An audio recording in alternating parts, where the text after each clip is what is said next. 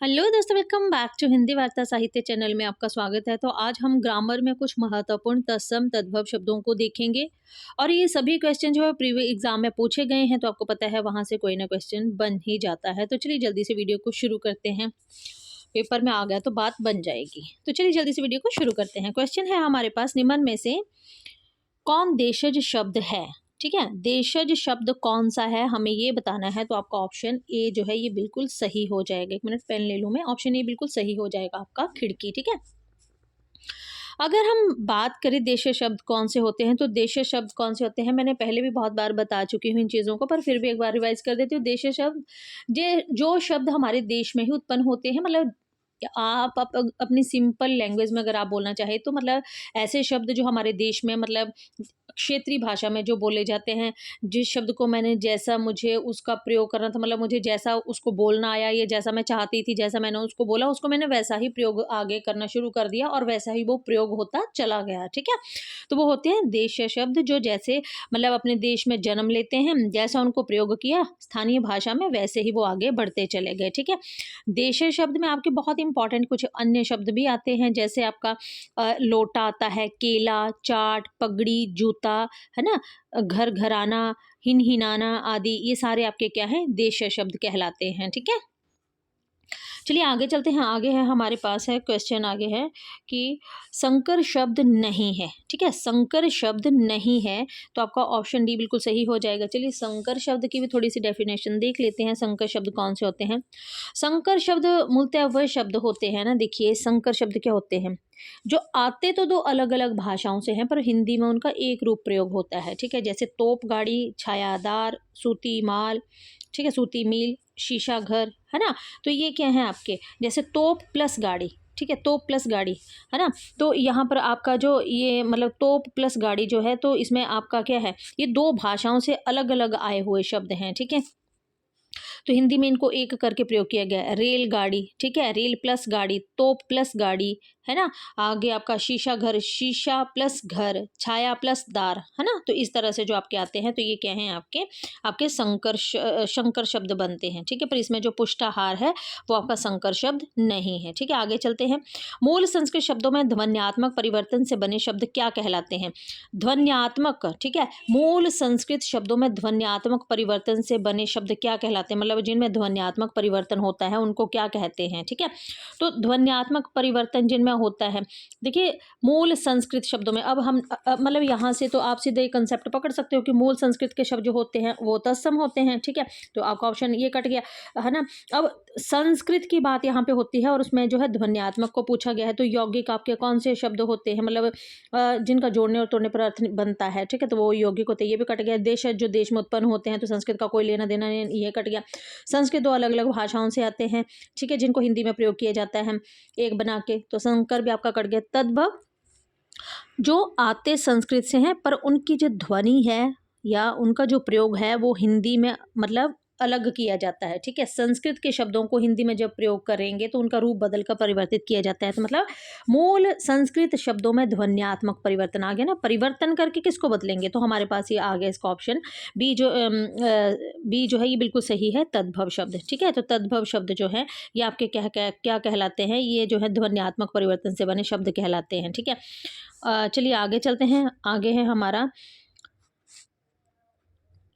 निम्न में तद्भव शब्द है। ठीक है, तद्भव शब्द आपको बताना है, तो आपका ऑप्शन जो है आपने यहाँ देख भी लिया होगा, ये देखिए DSSB PGT में पूछा गया है।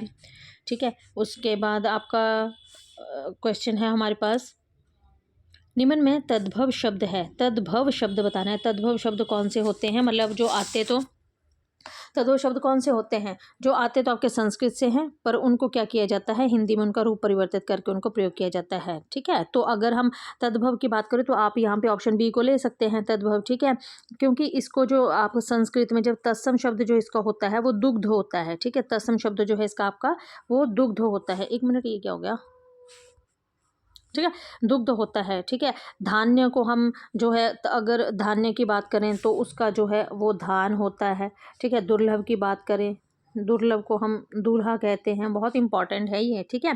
धैर्य की बात करें तो ये आपका जो है वो धीरज होता है, ठीक है। तो तद्भव शब्द कौन सा है, तो दूध जो है ये तद्भव तद्भव शब्द है, क्योंकि इसका जो तत्सम रूप होता है वो दुग्ध होता है, ठीक है। चलिए आगे चलते हैं। आगे है हमारे पास क्वेश्चन जो है, निम्न में तत्सम शब्द है। तत्सम शब्द हमें इसमें बताना है, ये भी पीजीटी में पूछा गया क्वेश्चन है। निम्न में तत्सम शब्द बताना है कि कौन सा है। तो तत्सम शब्द जो है हमारा ऑप्शन सी बिल्कुल सही हो जाएगा आपका, घृणा, ठीक है। घृणा जो है हमारा ये तत्सम शब्द हो जाएगा, क्योंकि घृणा का इसका जो तद्भव होता है वो घिन होता है, ठीक है। इसका जो तद्भव शब्द होगा वो क्या होगा आपका, घिन होगा, ठीक है। और अगर हम घी की बात करें तो घी जो है ये आपका तद्भव है, ठीक है। इसका जो तत्सम शब्द होता है वो घृत होता है, ठीक है।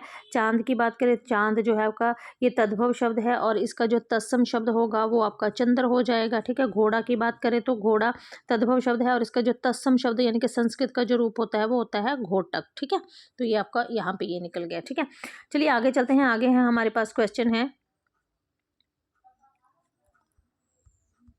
निम्न में तत्सम शब्द कौन सा है। तत्सम शब्द आपको बताना है कि निम्न में तत्सम शब्द कौन सा है। तो आपका ऑप्शन ए बिल्कुल सही हो जाएगा। त्वरित जो है ये तत्सम शब्द है। तत्सम सम माने संस्कृत के समान कौन सा है, ठीक है।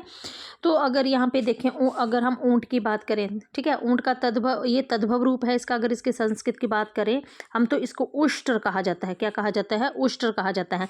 आंख की बात करें, आंख का जो तत्सम शब्द होता है वो अक्षी होता है, ठीक है। क्या होता है, अक्षी होता है। और आम की बात करें तो आम को हम आम्र बोलते हैं, ठीक है। ये भी आपका पीजीटी में पूछा गया ही क्वेश्चन है, ठीक है। कहाँ पर, पीजीटी में पूछा गया यही क्वेश्चन है आपका, ठीक है। चलिए आगे चलते हैं। आगे है हमारे पास, निम्न में तद्भव शब्द कौन सा है। ये भी पीजीटी में पूछा गया ही क्वेश्चन है। ये सभी क्वेश्चन जो है पीजीटी एग्जाम में पूछे गए हैं। निम्न में तद्भव शब्द कौन सा है। तद्भव के अगर हम बात करें यहाँ पर तो आपका जो तद्भव है वो ऑप्शन ए उजाला। तद्भव यानी कि जो आते संस्कृत से हैं पर उनका हिंदी में जो है वो रूप परिवर्तित करके प्रयोग किया जाता है, ठीक है ना। मतलब ये अब देखिए उजाला की अगर हम बात करें, ठीक है, अगर हम उजाला की बात करें तो उजाला का तद्भव ये क्या है, ये जो है ये तद्भव शब्द है। इसका जो तत्सम रूप होता है वो क्या होता है, उज्ज्वल, ठीक है।